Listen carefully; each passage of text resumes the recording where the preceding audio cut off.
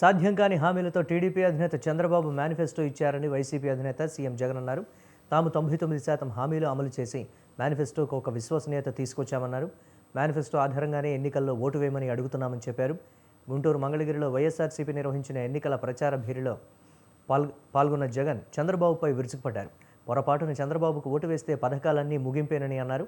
చంద్రబాబు పేరు చెబితే ఒక్క మంచి పథకమైనా గుర్తుకు రాదన్నారు. చంద్రబాబు సూపర్ 6ను ప్రజలు నమ్ముతారా అని ప్రశ్నించారు. 3 రోజుల్లో జరగబోతా ఉన్నాయి కురుక్షేత్ర మహాసంగ్రామం. ఈ జరగబోయే ఎన్నికలు రాబోయే 5 ఏళ్ల మీ ఇంటింటి అభివృద్ధిని, పథకాల కొనసాగింపును నిర్ణయించబోయే ఎన్నికలు ఈ ఎన్నికలు. జగన్కు ఓటు వేస్తే పథకాలన్నీ కొనసాగింపు, మళ్ళీ ఇంటింటి అభివృద్ధి.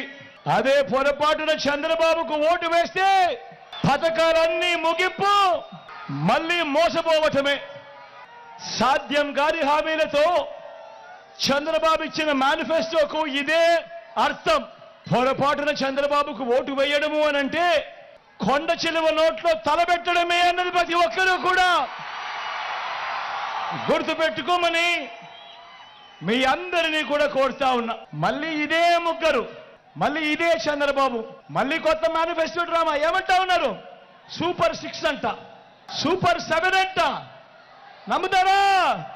ఇంటింటికి కేజీ బంగారం అంట, ఇంటింటికి బెంజ్ కార్ అంట. నమ్ముతారా? పట్ట పగలే ఇంత దారుణంగా ప్రజలను మోసం చేస్తా ఉన్నారు. మామూలుగా ఎవరైనా మోసం చేస్తే, ఎవరైనా దొంగతనం చేస్తే దొంగోడు అని చెప్పి కేసులు పెడతాం. ఎవరైనా మోసం చేస్తే చీటింగ్ కేసు మీద చీటర్ అని చెప్పి కేసు పెడతాం. మరి ఎన్నికలు వచ్చిన ప్రతిసారి ఒక మేనిఫెస్టో అంటూ అందమైన ఆశలతో, మన ఆశలతో ఆడుకొని ఆ తర్వాత మన జీవితాలను నాశనం చేస్తా ఉన్న ఇలాంటి వాళ్ళ మీద ఎలాంటి కేసులు పెట్టాలి అని అడుగుతా ఉన్నాడు మీ బిడ్డ.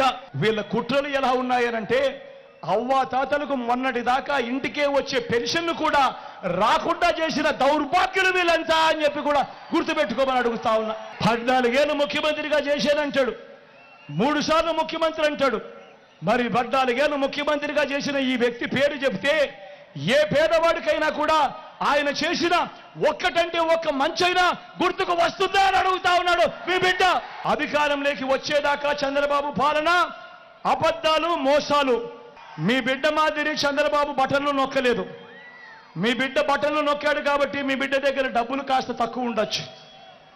కానీ చంద్రబాబు బటన్లు నొక్కలేదు కాబట్టి ఆయన పాలనంతా కూడా దోచుకోవడము, దోచుకున్నది పంచుకోవడం. కాబట్టి ఆయన దగ్గర డబ్బులు ఎక్కువ ఉన్నాయి. ఆయన మీకు డబ్బులు ఇవ్వచ్చు, 2000 ఇస్తాడో, 3000 ఇస్తాడో, 4000 ఇస్తాడో, 5000 ఇస్తాడో.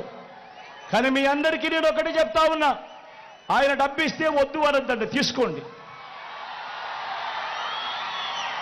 ఎందుకంటే ఆ డబ్బు మనదే.